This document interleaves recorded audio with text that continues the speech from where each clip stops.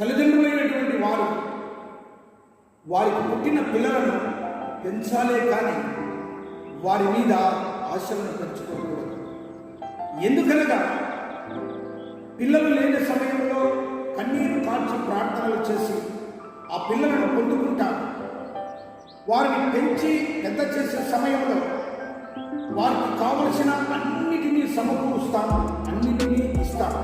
కానీ అవసరమైన ఒక్క యేసును మాత్రం మన పిల్లల జీవితంలో ఇవ్వలేకపోయాం.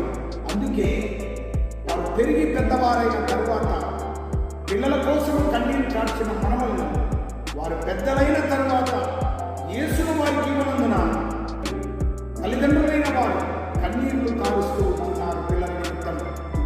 ఆ పిల్లలు తల్లిదండ్రుల మీద తిరగబడుతూ ఉంటున్నారు. ఇవన్నీ తల్లిదండ్రులైన వారికి ఎదురవుతూ బాధపడుతూ ఉంటున్నారు. ఏ తల్లిదండ్రులు పిల్లలు చెడిపోవాలని కోరుకోరు, కానీ మంచిగానే పెంచుతారు, అన్నీ ఇస్తారు.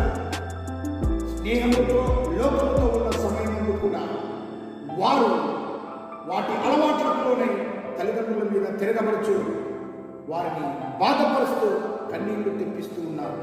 అయితే ఒకటి మనం జ్ఞాపకం చేసుకోవాలి. లూకా సువార్త 2:52 వచ్చిన ప్రకారం యేసు జ్ఞానమందును, వయసునందును, బుద్ధి యందును, దేవుని దయ్యందును, మనుషుల దయ్యందును దినదినము వర్ధిల్లుచుండెను. చిన్ననాటి నుండే దేవుని భయభక్తులతో యేసుక్రీస్తును పెంచారు. అటు మన పిల్లలను దేవునిలో పెంచి దేవునితో ఉండే రీతిగా దేవుడు సహాయం చేయాలి. ప్రభువు చెప్పిన ప్రకారం మన పిల్లలను